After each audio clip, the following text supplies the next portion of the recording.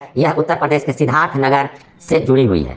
2021 में उत्तर प्रदेश के सिद्धार्थ नगर में राजू लाल श्रीवास्तव एंड अदर्स मतलब 2-3-4 आदमियों ने मिलकर सहारा मैनेजमेंट के खिलाफ अपने भुगतान को लेकर आईपीसी की धारा 420 और 406 के अंतर्गत एक क्रिमिनल केस दर्ज किया था, जिसका केस नंबर था 97/2021 सिद्धार्थ नगर थाना IPC section 406 and IPC section 420 के अंतर्गत, जिसकी सुनवाई कोर्ट में, जिसका केस नंबर है क्रिमिनल केस नंबर 1234/2022।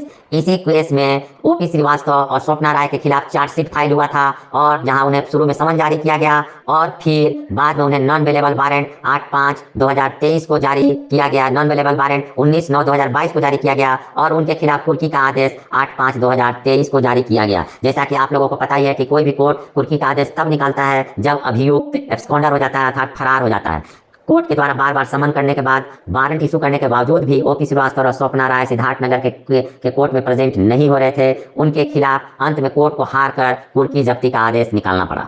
यह केस 2021 में रजिस्टर्ड किया गया था अपने भुगतान को लेकर। इस केस को जो लोग लड़ रहे हैं उनमें मुख्य रूप से है मंजूर अली सिद्दीकी और राजू लाल श्रीवास्तव। इनके साथ 2-3 और लोग हैं। इन लोगों ने मिलकर अपने भुगतान के लिए सहारा मैनेजमेंट पर क्रिमिनल केस किया। अब जब सहारा मैनेजमेंट के ऊपर कुर्की जब्ती का आदेश निकल चुका है तो सहारा के ये दोनों बड़े अधिकारी, जो उपाध्यक्ष है सहारा इंडिया ग्रुप के, स्वप्ना राय जो सुब्रत राय की पत्नी है और ओपी श्रीवास्तव जो अपने आप को सर्वा समझता है सहारा ग्रुप का, तो इन दोनों के खिलाफ कोर्ट ने वारंट इशू किया। उसके बाद कुर्की जब्ती का आदेश किया। अब ये लोग इस कुर्की जब्ती के आदेश के खिलाफ इलाहाबाद हाई कोर्ट पहुंच गए हैं। इन्होंने, आप लोग पिटीशन पढ़ सकते हैं, अपने प्रेयर में इन्होंने लिखा है कोर्ट के केस के बारे में और डिटेल दिया है और इस कुर्की जब्ती को रद्द करने की मांग की है। आप पहली लाइन में पढ़ सकते हैं, it is therefore most respectfully prayed that the honourable court may graciously may please to allow the present application and quash the entire proceedings of criminal case number 1234 of 2022 state versus Manzoor Ali Siddiqui and others arising of the chargesheet dated 5/0/2022 filed in case crime number 97 of 2021 under section 406 and 420 IPC police station Siddharth Nagar district Siddharth Nagar pending in the court of the chief judicial magistrate Siddharth Nagar. तो ये case, जैसा कि आप लोग खुद पढ़ के समझ सकते हैं कि सिद्धार्थ नगर में यह क्रिमिनल केस दायर किया गया था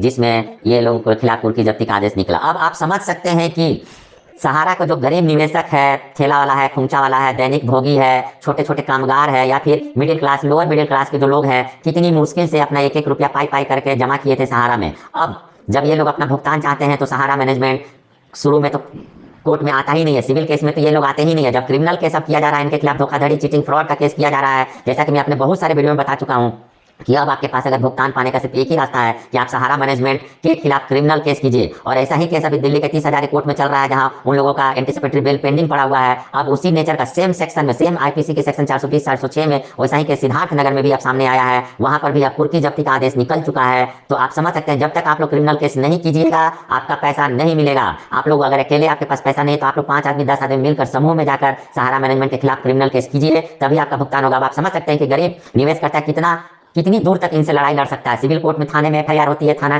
केस को ट्रांसफर कर देता है सिविल कोर्ट में साल 2 साल केस चलने के बाद जब सहारा मैनेजमेंट के खिलाफ वारंट इशू होता है तो तब भी ये लोग नहीं आते हैं। जब कुर्की जब्ती का आदेश कोर्ट निकलता है तब ये लोग सिर्फ सीधे हाई कोर्ट पहुंच जाते हैं। अब बताइए, क्या गरीब निवेशक जो है हाई कोर्ट तक की लड़ाई लड़ सकता है? क्या सुप्रीम कोर्ट गरीब निवेशक जा सकता है? नहीं जा सकता है।